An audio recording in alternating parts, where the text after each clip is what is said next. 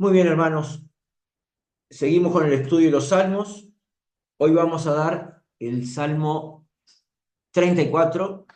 Salmo 34. El Salmo 34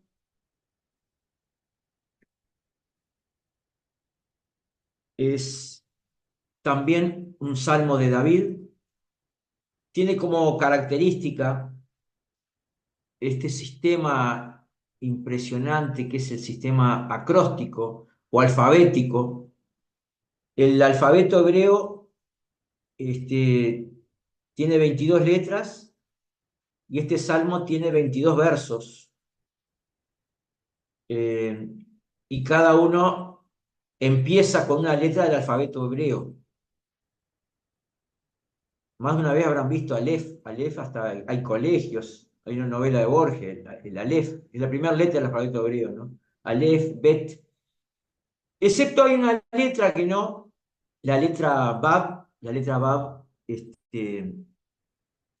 que no aparece, y la última letra del último verso, en vez de ser Tab, es P. Pero esto es un poco, se supone que es también hay un esfuerzo del poeta de organizar y que quede todo de acuerdo al alfabeto, porque era un mecanismo de poder memorizar. Memorizar. Tenemos que ubicarnos, que el libro no era como es hoy. Este, el libro eran rollos, eran algo escaso, caro, eran manuscritos, no todo el mundo sabía leer.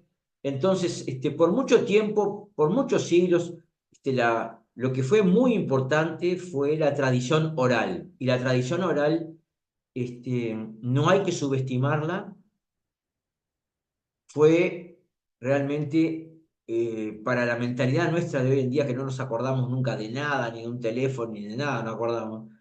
Este, Fue algo milagroso. Pero es que el ser humano tiene un cerebro, tiene capacidad de memorizar muchísimo, pero si no ejercitamos es como cualquier músculo, ¿no? La tradición oral está confirmado. ¿Por qué? Porque en distintos lugares del Mediterráneo se encontraron después distintos rollos, manuscritos, y de la Biblia es lo que más se ha encontrado. Por ejemplo, de la Ilíada se han encontrado unos cuantos copias de varias obras de los autores griegos, romanos, se han encontrado, pero nada como de la Biblia. De la Biblia se han encontrado multitudes de copias a lo largo de todo el Mediterráneo, norte de África, sur de Europa y la parte oriental. Y y hay estudios de las diferencias, no son muchas de esos manuscritos. Y todo esto gracias a la tradición oral. En algún momento alguien lo va poniendo, lo va escribiendo, lo va copiando. Pero para eso se valían de este tipo de mecanismos, por ejemplo, que es lo que se llaman los salmos acrósticos o alfabéticos. Esto facilitaba esa tarea.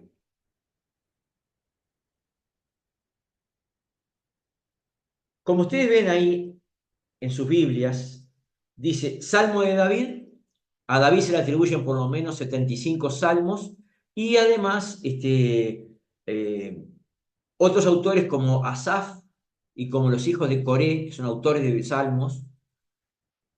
Estos grupos de personas también fueron organizados por David como preparando lo que iba a haber en el templo que él no vio. Es decir, él tiene mucha influencia sobre los salmos. En este salmo se habla de la ocasión histórica al comienzo. Si ustedes ven, dice, Salmo de David, cuando mudó su semblante delante de Abimelech y él lo echó y se fue. Es decir, nos cuenta la ocasión histórica donde nace este salmo. No en todos los salmos se dice ni el autor, hay salmos que no sabemos el autor, y tampoco y también hay salmos de David que no conocemos la ocasión histórica. Acá hay un episodio que se remonta a Primera de Samuel, capítulo 21, versículos 10 a 15. En en este episodio eh, el rey era Saúl, el primer rey de Israel, ¿no? El rey era Saúl. David empieza a aparecer en escena y, y ya tenemos el episodio de Goliat y la fama de David, impresionante la fama de David que ya tenía, ese jovencito, pero Saúl empieza con sus celos, con sus problemas de salud mental, y, y David se ve obligado a huir, a pesar de que hasta era el yerno, ¿no? Se ve obligado a huir de la zona del reino de Saúl, y, y se va ¿a dónde? Al gran enemigo de Israel, que eran los filisteos. Los filisteos era esa zona que hoy conocemos como Gaza. Es increíble, pero siguen los problemas de Israel y Gaza. Simplemente que no son los mismos, ¿no? Los filisteos eran lo que se llamaban los pueblos del mar y fue un grupo, una civilización que desapareció con los babilonios. Entre los asirios, entre el imperio asirio y el imperio babilónico, desaparecieron los filisteos. Los que hoy ocupan Gaza son árabes, son descendencia árabe y algo turco también, ¿no? Eh, entonces David huye de Saúl, pero va a Filistea. Y Pero ocurre un episodio. En el capítulo 21, él va a Nob, que es un pueblo, una zona cercana a Jerusalén, donde había sacerdotes. Es decir, que había una especie de santuario allí. Y no se anima a hablar con no se anima David a contarle al sacerdote lo que le estaba pasando, que Saúl lo estaba persiguiendo. Pero le dice que tiene hambre y el sacerdote que era un hombre muy centrado, muy bien, le da los panes de la proposición para comer, que eran panes sagrados, eran 12 que eran para el culto, que estaban en el templo, están en el lugar, en el santuario, ¿no? Este, delante, no donde está el arca, sino el otro lugar. Pero después eran alimentos que comían los sacerdotes. Sin embargo, este sacerdote, le da a David los panes. El sacerdote se llama Ahimelech. Y porque se ve que el sacerdote se daba cuenta que algo estaba pasando. Y, y David también le pide, ¿no tendrás un arma? Pedirle a un sacerdote un arma. Pero resulta, sí, tengo la espada de Goliat, a que tú venciste. Y bueno, lo mejor que puedo haber. Y ahí David se lleva la espada de Goliat. Por haber ayudado a David, estos sacerdotes fueron todos asesinados, sus mujeres y sus hijos, por Saúl. Es un episodio terrible todo el capítulo 21. Pero David, de allí, se fue entonces a,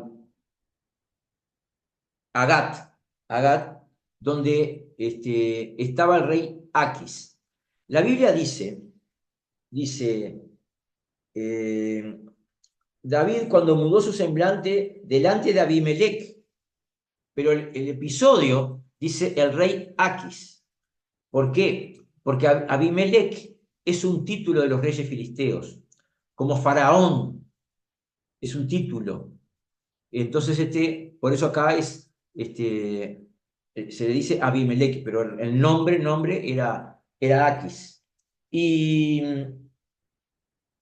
acá ocurre que David eh, lo que hace, esto es el 21, 10 a 15, eh, se levantó David aquel día y huyendo de la presencia de Saúl, se fue a Aquis, rey de Gat, y le dijeron a Aquis, sus siervos, ¿no es este David, el rey de la tierra? ¿No es este de quien cantaban en las danzas, diciendo, hirió a Saúl sus miles y a David sus 10.000? Con esto David le dijeron, pensó para sí mismo, bueno, estoy frito, ¿no?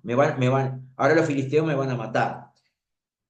Entonces David dice, guardó en su corazón estas palabras y temió mucho a Aquis, rey de Gat. Por eso cambió su manera de comportarse delante de ellos y se fingió loco. Y se fingió loco en medio de ellos. Arañaba las puertas y dejaba que la saliva le corriera por la barba. Y Aquis dijo a sus siervos, mirad, este hombre es un demente.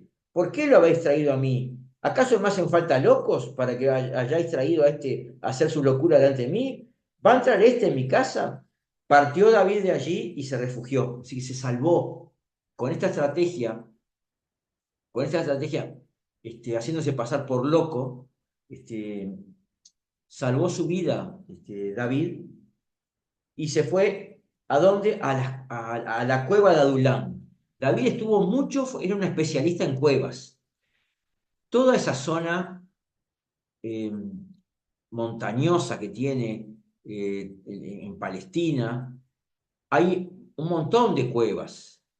eh, por el tipo de roca que permite esa erosión, y hay un montón de cuevas, y por ejemplo las cuevas de Qumran, a la orilla del Mar Muerto, donde se encontraron los rollos, los manuscritos, eh, y ahí fue David, y ahí se le unieron 400 hombres. Bueno, esa es la historia de fondo. El individuo había hecho todas las cosas bien al lado del rey, había ganado las guerras contra los filisteos y el rey Saúl lo quiere matar. Y él huye y bueno, también lo quieren los filisteos, también lo quieren matar, pero bueno, va salvándose, pero alguien que debía estar en una buena situación, cómoda, era el yerno del rey, pasa a estar huyendo, con temor, escondido en cuevas. Ese es el clima el clima del autor de este salmo que vamos a leer. Uno podría decir, alguien que está tan abatido, es muy feo, es muy horrible, probablemente lo hayan vivido, el ser acusado falsamente. Es una injusticia que a uno le aflige muchísimo. Cuando somos cuestionados y sin fundamento todavía. Son esas injusticias que amargan. Bueno, David era un ser humano, bien humano, no era ningún superhombre, y esto es el trasfondo de lo que él está viviendo en este momento. Pero ¿qué es lo que dice él?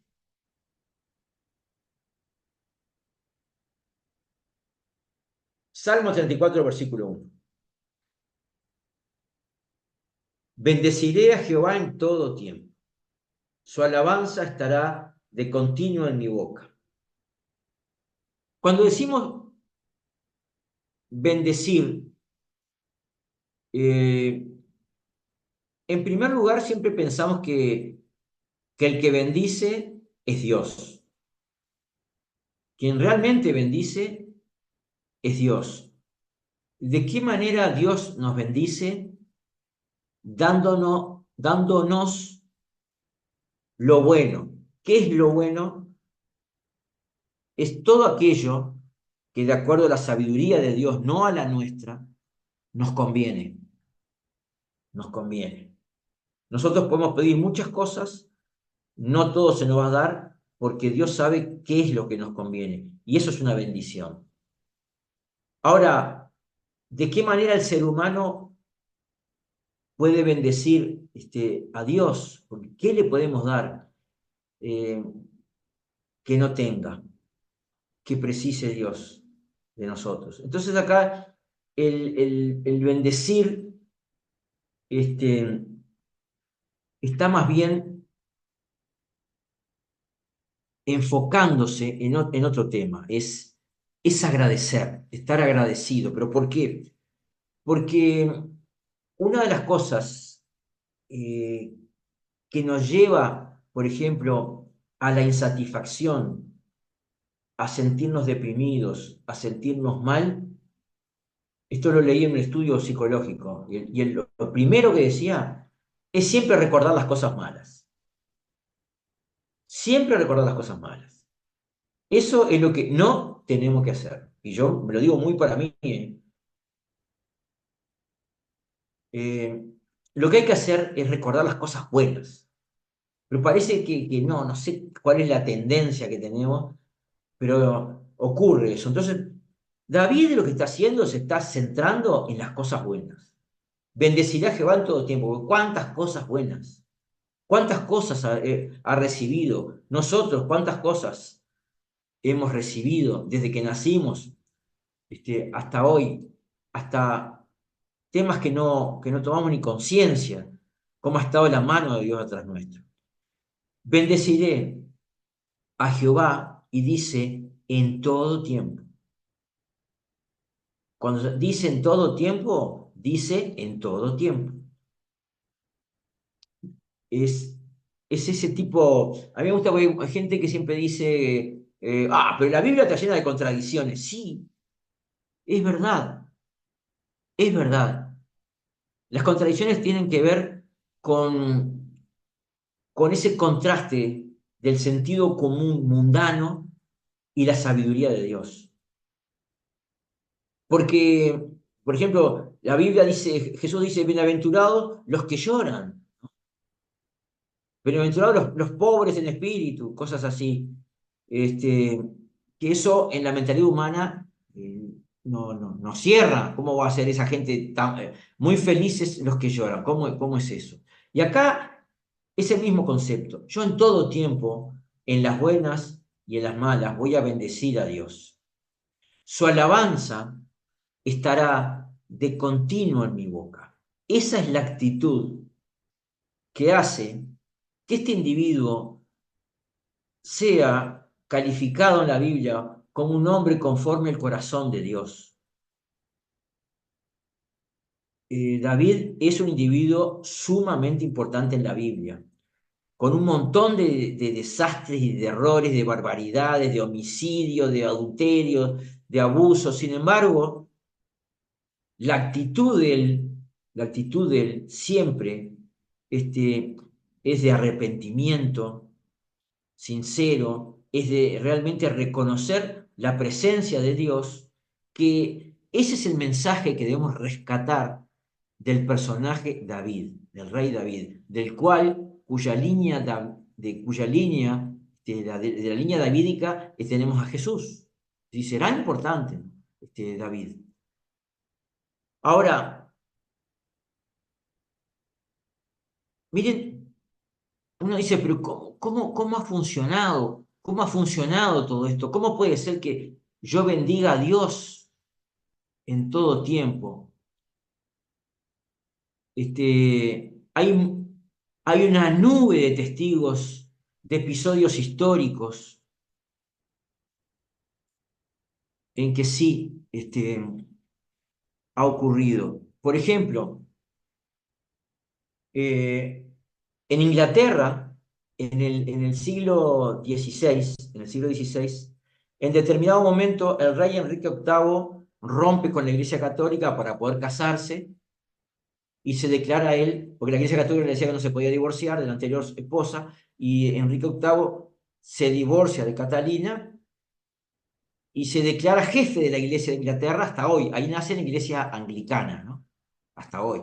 El rey en Inglaterra es el jefe de la Iglesia anglicana. Hoy también, aunque no sea creyente, es el papa de la Iglesia anglicana, ¿no?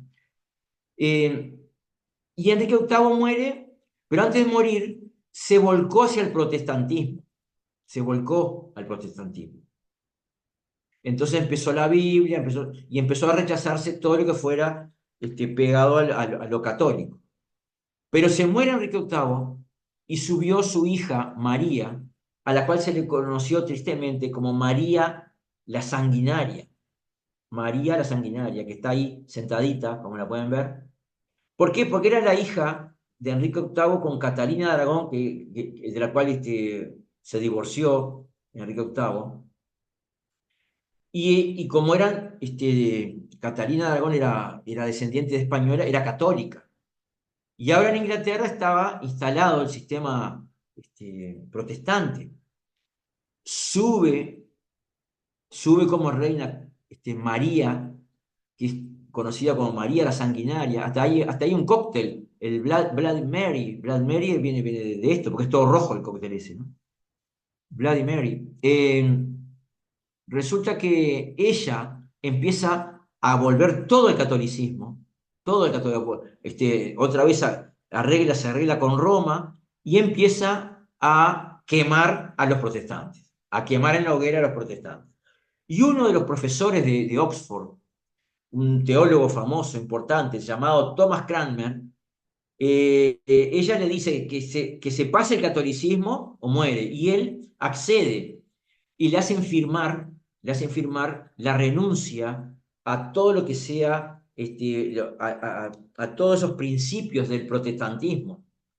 Por ejemplo, sola Biblia, solo Cristo, y le hacen firmar todo eso. Pero Thomas Cranmer se arrepiente de esto y empieza nuevamente en Oxford a enseñar la Biblia, a enseñar los principios protestantes, y ahí lo llevan a la cárcel y, y le hacen un proceso, y la reina, como era muy importante, habla con él y dice, ¿qué estás haciendo? Y él le dice, si la reina se place en liberarme, se lo agradeceré. Si le place encarcelarme, se lo agradeceré. Si le place quemarme, se lo agradeceré. Háganme, Dios mío, lo que me hagan, estaré agradecido. Y lo quemaron en Oxford, que hay una marca en la calle donde estuvo la hoguera, y él lo primero que hace con las llamas es quemar la mano, carboniza la mano con la que había firmado su renuncia a todos los principios del protestantismo. Impresionante todo este episodio, ¿no? María muere no lleva, no, no, a los 5 años muere y vuelve a la iglesia protestante, o por lo menos los principios protestantes, a Inglaterra, ¿no? Pero acá tenemos, bendeciré a Jehová en todo tiempo, tenemos otro episodio que fue cuando las persecuciones a partir de Nerón empiezan las persecuciones contra los cristianos, ¿no? Y uno de los llamados padres de la iglesia, el obispo de Antioquía, Ignacio de Antioquía, un hombre que enseñaba la Biblia, que enseñaba a multitudes, es perseguido y llamado a que adore al emperador. Y le dicen, mire, y él dice que no de ninguna manera, pero mire que simplemente tiene que poner incienso ante la estatua y se salva. De ninguna manera, ¿por qué habría yo de hacer eso cuando Jesús hizo tanto por mí durante tantos años? Y entonces escribe 7 cartas y dice, permitidme ser pasto de las fieras. Soy trigo de Dios y he de ser molido por los dientes de las fieras para ser presentado como un limpio pan de Cristo. Yo mismo las incitaré para que me devoren rápidamente. Ahora empiezo a ser discípulo. Ahora empiezo a ser discípulo. Él tenía más de 80 años ya. Que nada, visible o invisible, se interponga en mi camino hacia Jesucristo. Fuego y cruz, manadas de fieras, quebrantamiento de mis huesos, desconjuntamiento de mis miembros, trituraciones de todo mi cuerpo, tormentos atroces del diablo caigan sobre mí con tal que yo alcance a Jesucristo.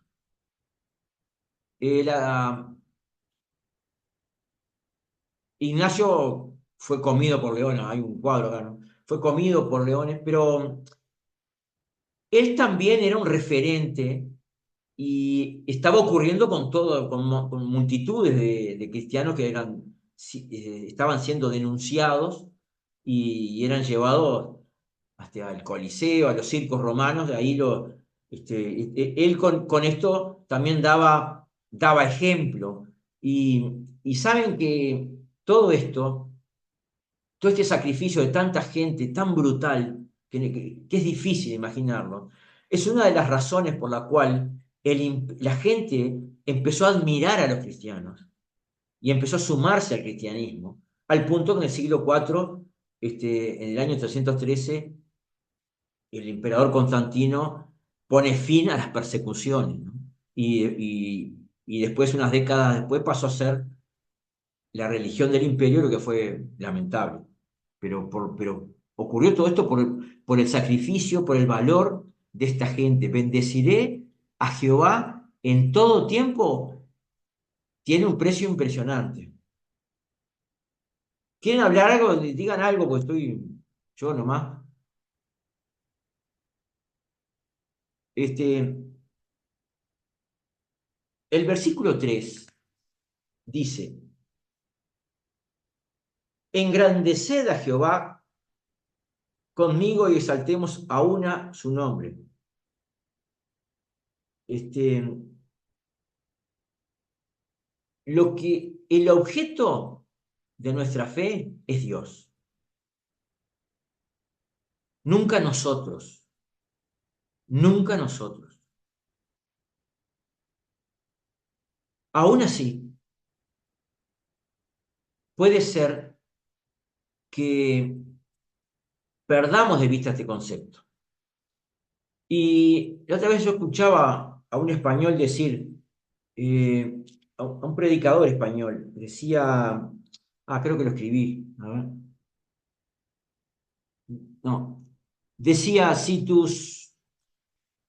fíjate en qué gastas tu dinero, tus recursos.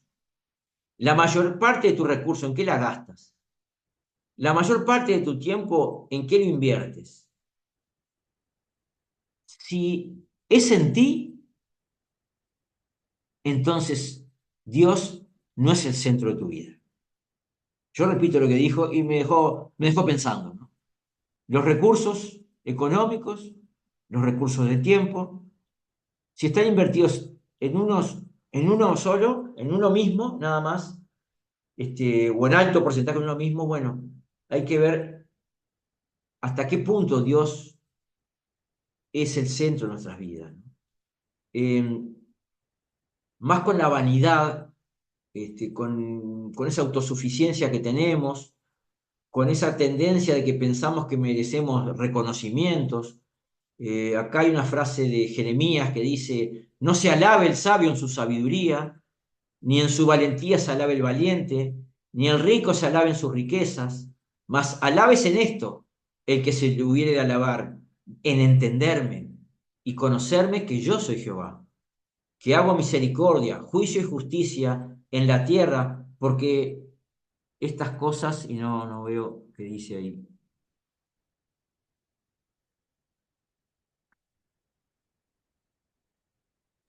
Marcel, Sí, yo agregaría a lo que estás diciendo también que estos primeros versículos nos destacan, digamos, el hecho de ver todo lo positivo del Señor, lo poderoso del Señor, el amor del Señor, todo, digamos, todo eso que nos ha llegado a nosotros, que siempre nos va a fortalecer y nos va a llenar de esperanza, ¿no? Porque, por ejemplo, acá en el versículo 3, en la Nueva Traducción Viviente dice: vengan, hablemos de las grandezas del Señor, exaltemos juntos su nombre, ¿no? Como la alabanza fortalece, ¿no? Porque la propia alabanza también es algo positivo, ¿no? Entonces, ese sentimiento, digamos, de ver digamos, a un Dios poderoso, victorioso, ver una cruz vacía, el que venció a la muerte, que que llegó a nuestra vida por gracia, tenemos la salvación, no perder el gozo de la salvación, ¿no? Dice el gozo del Señor es nuestra fortaleza, todo ese tipo de cosas siempre nos ubican, digamos, en la posición de dependencia y a su vez de agradecimiento, y eso siempre nos va a fortalecer, ¿no? Sí, muy bueno eso. Fíjense que hay que preguntarse, no, pero yo estoy sirviendo, yo estoy en la iglesia, yo hago esto, lo otro. ¿Estás sirviendo a Dios sin Dios? Escribió una persona. Son todos temas de autorreflexión. El otro punto acá es el versículo 4 que dice, muy conocido, ¿no? Busqué a Jehová y él me oyó. No podemos perder de vista acá, no, en ningún momento, que acá el autor habla de su experiencia, que la está compartiendo. Él invita a bendecir, invita a adorar para que sea en comunión, pero él está hablando de su testimonio. Las cosas que vivió fueron muy duras, el rey David. La traición, el rechazo, la burla, el desprecio, la injusticia y el temor. El temor. El temor es una emoción que nos aflige, hay un mal, sentimos que hay un mal que nos puede alcanzar. El temor puede ser hasta el temor, que es otra cosa que quita insatisfacción, es el temor, ese continuo temor a lo que vendrá, al futuro, que es algo que también hay que como que controlar, descansando más en el Señor. Busqué a Jehová y él dice, y él me oyó. Ese es mi testimonio. Y me libró de todos mis temores.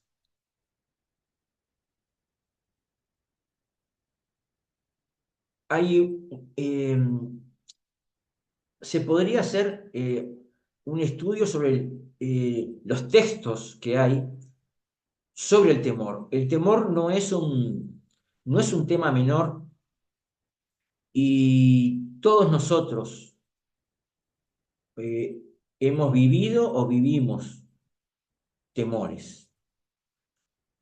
Temores por gente que amamos, nuestra familia, temores por lo que podemos estar por perder. Hay todo, podría hablarse mucho de este tema, este, pero no es un tema menor, es una emoción que viene con el envase, ¿no? Es decir, no es malo tener temor, pero no nos puede dominar, no nos puede dominar. El temor es una defensa. Cuando nos quieren pegar, tiramos la cabeza hacia atrás incluso, ¿no? Hasta hay un reflejo, el temor viene con el envase. La depresión viene con el envase, viene con nosotros. Son mecanismos de defensa, la alegría, la tristeza, todos son mecanismos de defensa, pero no nos tienen que dominar.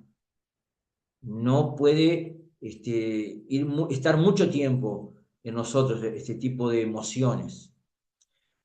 La receta es, en esos casos, busqué a Jehová y él me oyó. Esa es la receta. Marcel, Dale. es interesante también porque cuando escribe este versículo, David no tenía sus problemas resueltos. Él había zafado de una acá, pero aún seguía siendo perseguido de Saúl. Y mismo en su dificultad, en su problema, él está diciendo que Dios lo está escuchando igual. Muchas veces nosotros nos quejamos de que, ay, Dios no me respondió, Dios no me responde, Dios no me responde. Sin embargo, la respuesta no tiene que ser tampoco todo lo que yo quiero, sino cada cosa tiene su tiempo y cada cosa tiene su lugar en el plan de Dios.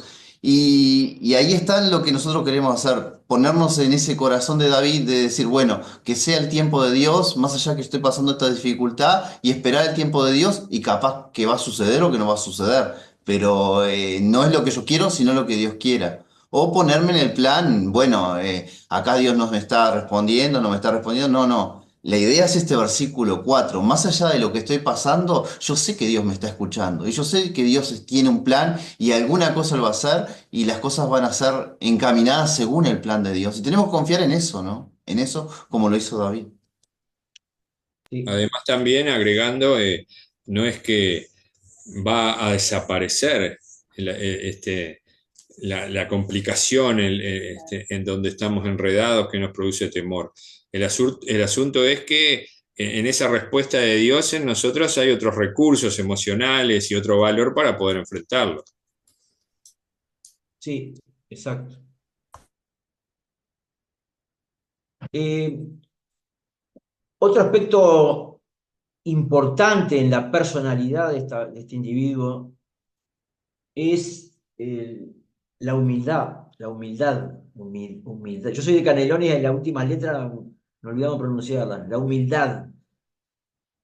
Este, Acá dice, este pobre clamó, este pobre clamó, y le oyó Jehová, y lo libró de todas sus angustias. Este pobre.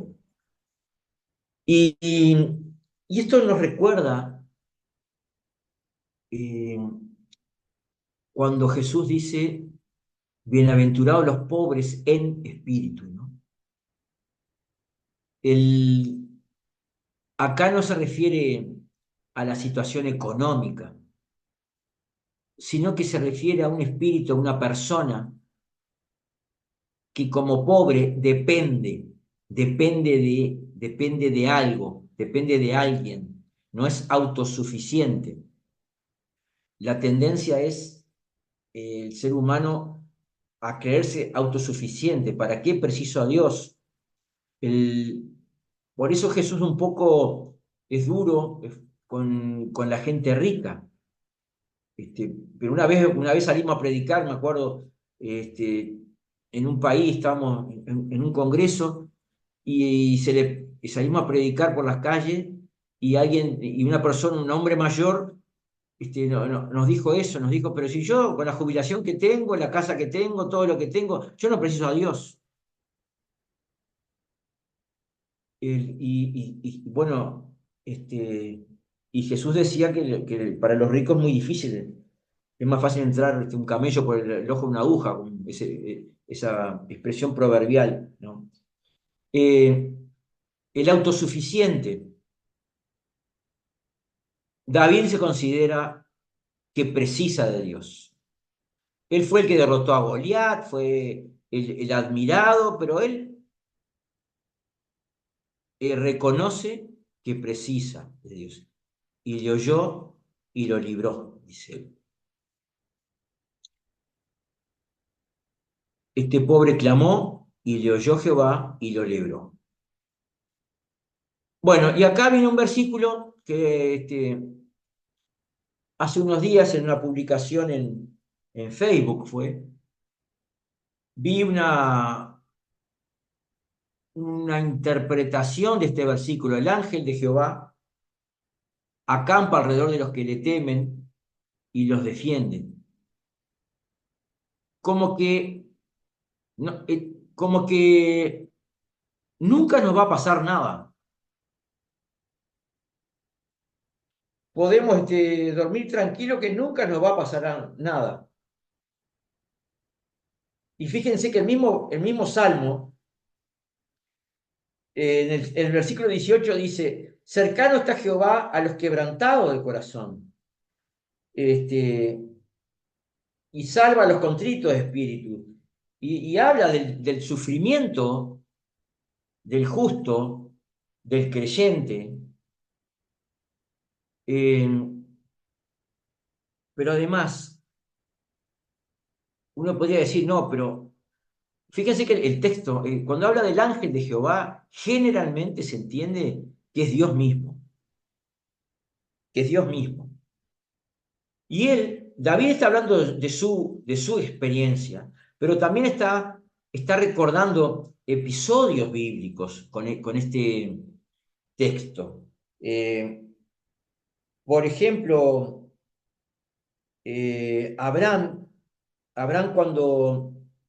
cuando empieza a cruzar la tierra y pasa por unas propiedades, unas tierras de los filisteos justamente, ahí el rey filisteo en Génesis 21, 22, a ver si lo encuentro rápido, Génesis 21, 22.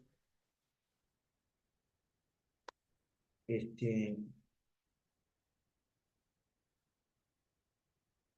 aconteció que en aquel mismo tiempo que Abimelech, que era un rey filisteo, le dijo a Abraham, Dios está contigo en todo cuanto haces. Ahora pues, júrame aquí por Dios que no nos harás mal a mí ni a mi hijo. Es decir, que reconoce un pagano, ¿no? Un adorador de dioses paganos, reconoce que hay alguien alrededor de Abraham.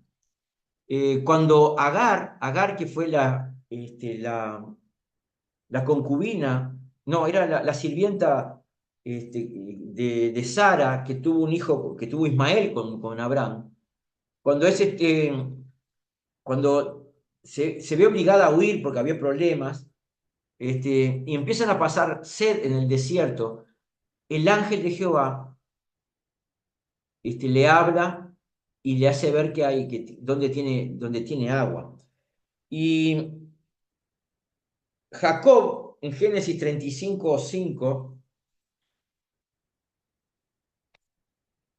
si anoté bien la cita, vamos a ver. Este, Jacob está en Betel y dice, ellos entregaron a Jacob todos los dioses ajenos, estaba siendo perseguido Jacob. Cuando salieron, dice, el terror de Dios cayó sobre la ciudad de sus alrededores y no persiguieron a los hijos de Jacob. Y el otro episodio, hay muchos episodios así, es el de Eliseo. Eliseo en Segunda de Reyes 6:15-18, cuando el rey asirio dice, pero ¿cómo es posible que el rey de Israel sepa todo? Alguien nos está traicionando, sepa todo lo que les quiero hacer. ¿Cómo es posible que lo sepa? Entonces, la gente que rodeaba al rey asirio le dijeron, lo que pasa es que tiene al profeta, al vidente, al profeta Eliseo, que le cuenta todo. Entonces el rey asirio, mátenlo, dice, vayan a matarlo. Y en ese episodio, que las fuerzas, el imperio asirio era lo más importante en el momento, rodean la ciudad de Dotán, donde estaba Eliseo, y el que trabajaba con el sirviente de Eliseo le dice, ¿qué haremos ahora? Y Eliseo le dice, más son los que están con nosotros que ellos. Y ahí se produce todo un evento en que el que trabaja con Eliseo ve todas las tropas y ve todos los ángeles y ve todo un ejército celestial ahí y se produce una ceguera y los asirios quedan ciegos, etcétera, etcétera, etcétera. Es decir, este texto recuerda episodios concretos que hubo, que nosotros por fe lo creemos. Por fe lo creemos estos eventos. Ahora, esto hay que tomarlo no excediéndonos, porque no siempre actúa Dios así. Fíjense que, por ejemplo, hoy les mostraba a Thomas Kramer. Thomas Kramer murió quemado, como yo le decía. Pero no solo Thomas Kramer, toda la gente, los cristianos perseguidos hasta el siglo IV, murieron cruelmente, Pero no solo ellos, sino que la primera generación, Jesús murió en la cruz. Los 12 discípulos, todos fueron martirizados. Se dice que Juan finalmente murió en forma natural, pero fue martirizado también. Todos murieron, todos vivieron tragedias. Cuando la Reforma Protestante, antes de la Reforma Protestante, Juan Hus, que fue el que empezó, un sacerdote católico, que dijo acá en la República Checa, en Bohemia, no se entiende el latín, acá se habla el idioma bohemio. Bueno, yo doy las misas en el idioma bohemio, y la Biblia tiene que estar en el idioma bohemio. Lo quemaron, la iglesia de Roma lo quemó. Juan Hus, 100 años antes de Lutero fue esto, ¿no? Que Hus quiere decir ganso, y cuando lo estaban quemando, él dice, hoy queman un ganso, pero dentro de 100 años va a venir un cisne que no van a poder matar. Y fue una profecía. Vino Martín Lutero, que nunca lo pudieron matar a Martín Lutero, ¿no? Y William Tyndale, que fue el que tradujo, que estaba prohibido por la Iglesia de Roma, tradujo la Biblia al inglés. Tremenda obra, tremenda obra. Y hasta hoy se sigue leyendo la Biblia, la edición de William Tyndale. Y, y lo quemaron, murió quemado. Y era un hombre temeroso de Dios. Y podríamos decir todas las barbaridades, todas las persecuciones, la iglesia perseguida hoy en día, toda la gente, por ejemplo, en Nigeria están quemando iglesias, el grupo terrorista Boko Haram y otros yihadistas, queman iglesias con la gente adentro, con la gente adentro. Entonces, cuando decimos, el ángel del Señor acampa alrededor de los que le temen y los defiende, acá pongo el debate, ¿qué queremos decir o qué debemos tener en cuenta? Me gustaría que todos algo digan, o los que quieran hablar.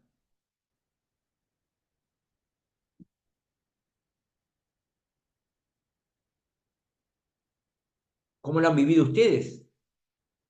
¿O qué piensan de esto? El acampa es como que está cerca, está en guardia, sabe lo que pasa o lo que nos pasa. ¿Qué les parece?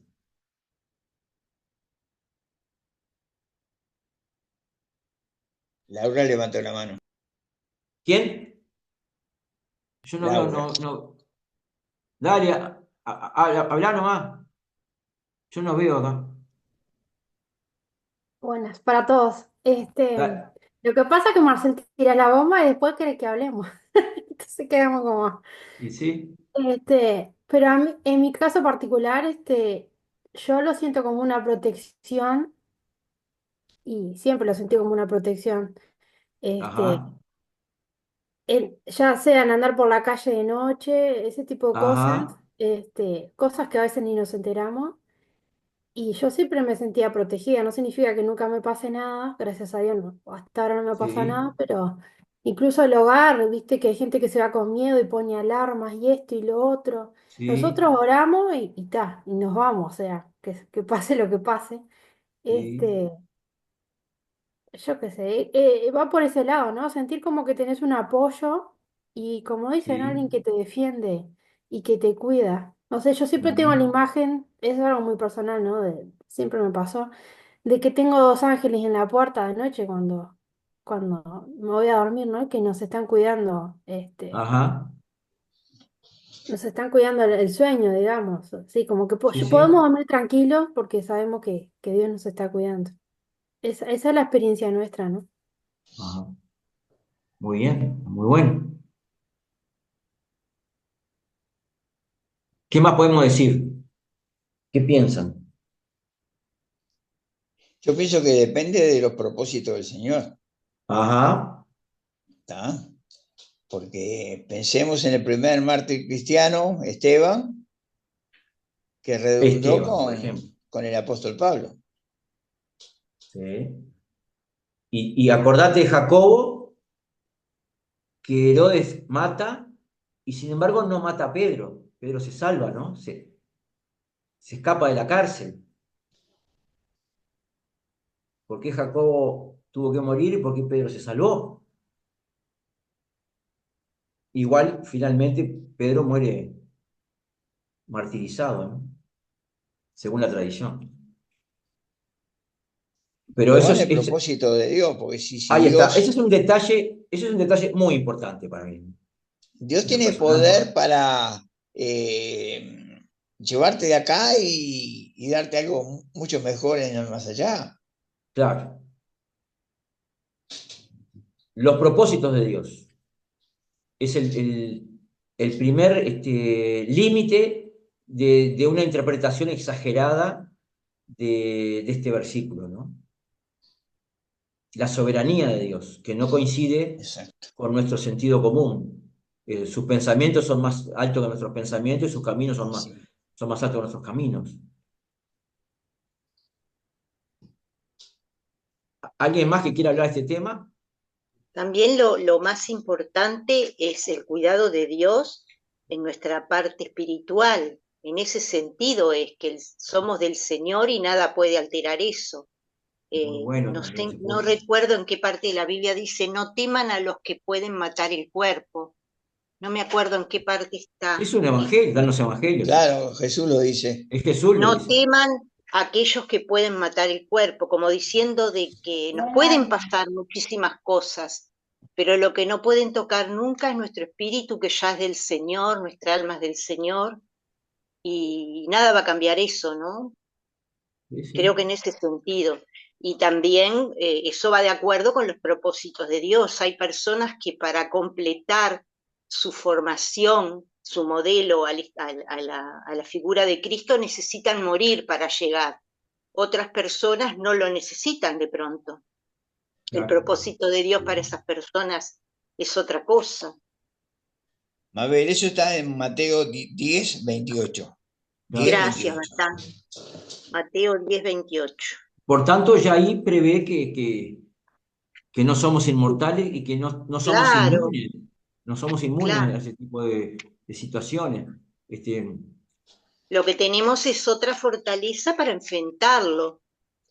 Sí, Sabemos que aún en ese caso en que estamos sufriendo, el Señor está sufriendo con nosotros. sí. Y otro punto es que nos ocurren cosas, fíjense que lo que decía Laura, pero también el año pasado, el otro año, una chica de una iglesia en Rivera fue atacada, violada y la asesinaron. ¿Se acuerdan de eso, no? En Rivera fue una cosa muy trágica, ¿no? Fue muy, muy trágica. Eh, y hay cosas que ocurren y, y no entendemos. Y si ponemos, por ejemplo, a Job, Dios nunca le explicó a Job por qué le pasó lo que le pasó. Nunca le explicó.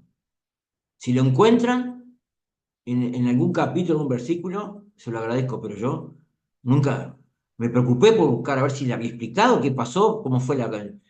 Pero no, nunca le explicó. Este, sí puso mucho énfasis Dios en el diálogo con Job, en esa sabiduría impresionante que nosotros estamos muy lejos. ¿Dónde estabas tú cuando yo creaba el mundo? Y empieza toda la descripción, ese es el diálogo entre Job y Dios, ¿no? Dios le dice, ¿dónde estabas tú? Este, hay muchas cosas que no entendemos y tal vez en esta vida, con ese ejemplo de Job, tal vez en esta vida no encontremos la explicación. Eh, Juan Calvino escribió en el siglo XVI varias cosas acá que yo puse. Bueno, cuando habla de temor, porque es a los que temen, ¿no? Alrededor de los que le temen. No es miedo, no es miedo servil paralizante, sino un temor reverente, lleno de respeto y devoción hacia Dios. Esta actitud de piedad es la que atrae la protección divina, dice Juan Calvino. hay un proverbio que dice: el principio de la sabiduría es el temor de Dios. Después Juan Calvino dice también: el ángel no solo está presente, sino que defiende a los que temen a Dios. La imagen del campamento sugiere una vigilancia continua, una disposición a intervenir en favor de los creyentes contra cualquier peligro.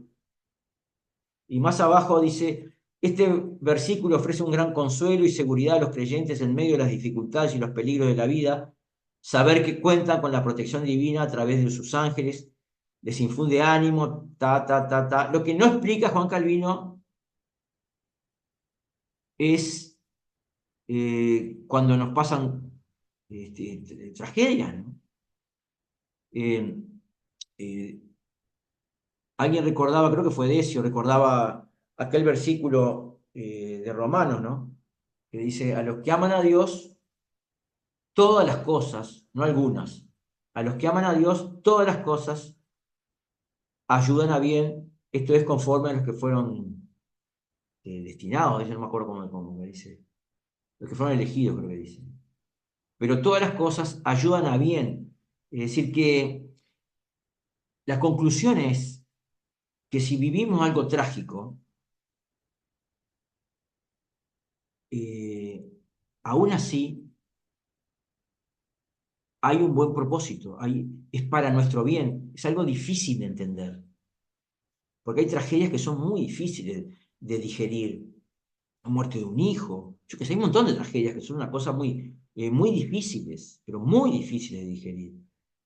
Pero los versículos están, la enseñanza está, y en la eternidad entenderemos muchos más. Ahora, no hagamos decir a la Biblia lo que la Biblia no dice, y la historia nos muestra también, ¿no? Pero también nos olvidamos, ¿no? Como un poco lo que dice Laura, nos olvidamos cuánto el Señor nos ha cuidado, ¿no? Y muchas veces ni lo supimos, estuvimos en peligro, ni nos dimos cuenta. Cuánto el Señor ha cuidado a los seres que amamos y ni nos dimos cuenta, no sabíamos, ni nos habíamos enterado que estuvieron en peligro.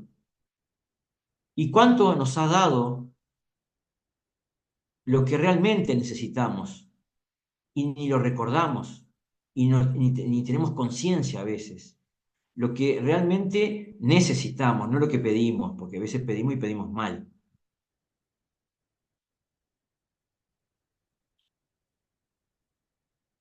¿Alguna otra reflexión sobre esto?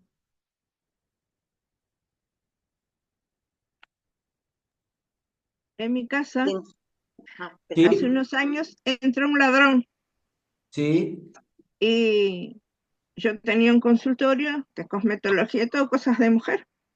Y sí, resulta que entró ahí, él me dijo, me mostró un documento, que no sé si era un documento, yo miré rápidamente y cuando me dijo que era un inspector de UTE, lo dejé entrar. Estaba mi hija estudiando en un dormitorio al fondo, y resulta que yo lo dejo entrar, va y me revisa el contador y cuando yo vi que le quería romper, le digo, no me lo rompa porque hace poquito que me cambiaron el contador. Ahí me di cuenta, acá hay algo raro. Entonces me dice, acá entra mucha plata, ¿no? Le digo, no.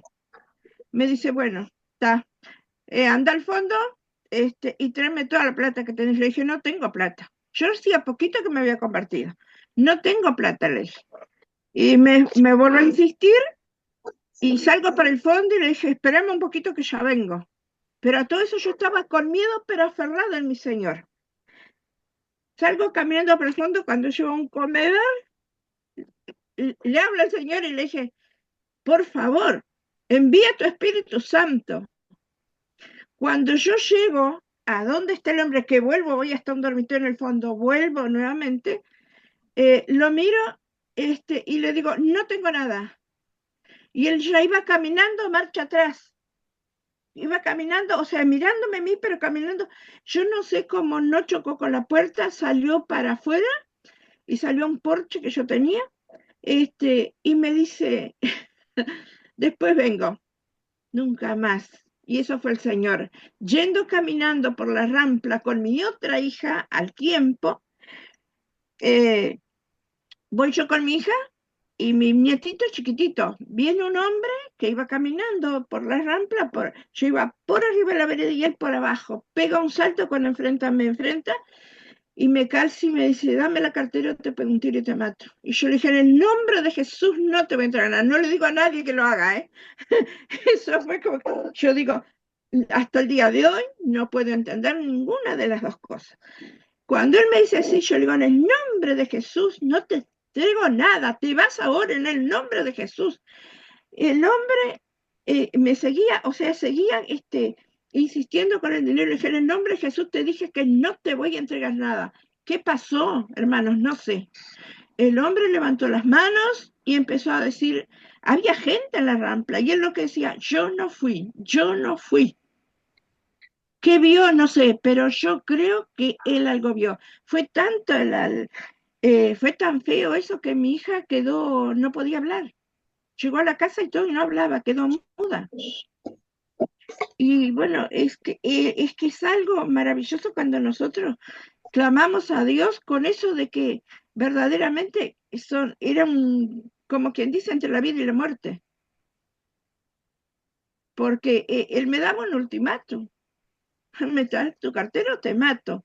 Pero yo creía que el Señor no iba a permitir y yo pienso que algo él vio. Yo me acuerdo que estaba en el instituto y cuando yo le conté todo estaba el profesor y me dijo, no, dice, claro que sí, que algo él vio. Pero son cosas que quedan y que aumentan nuestra fe. Porque después tenemos una confianza en el Señor que yo, gracias a Dios, como decía la hermana, yo no tengo miedo de andar de noche, no tengo miedo, estamos en un lugar que no es un lugar que anden personas. Yo venía sola de noche, sin ningún problema, de la iglesia. O sea, nunca tuve problemas después que me convertí en eso. Antes sí tenía miedo, pero el Señor nos cuida. Y el ángel de Jehová acampa alrededor de aquellos que le temen. Eso siempre yo lo digo. A mí me Y pasó a mí me pasó venía de Colonia de una audiencia, un juzgado, en un auto chico que tenía, en el año 2000 fue esto.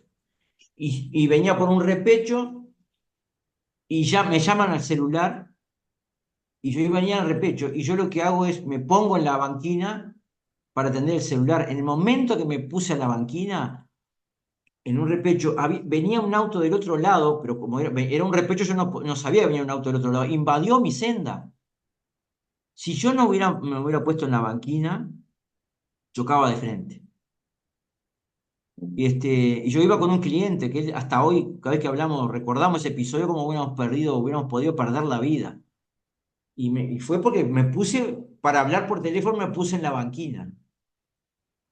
Lo otro que me pasó también fue, yo tenía un estudio en Canelones, en una casa antigua, y un sábado, yo trabajé hasta el viernes allí, y a la mañana siguiente se cayó una viga de la casa en mi escritorio, en el despacio donde yo me sentaba. Destruyó todo el escritorio mío de madera, lo destruyó todo, la silla, rompió todo, todo, todo, todo. Yo había estado allí horas antes, el día anterior, hasta tarde estuve trabajando allí, y a la mañana cayó, hizo un agujero en el piso, perforó el piso la viga de madera enorme, impresionante. Era una casa antigua. Pero eso fue. ¿Y cuántas cosas pasará? Podemos hablar todo acá. Y lo que no amén. hemos tomado conciencia, y no hemos tomado conciencia.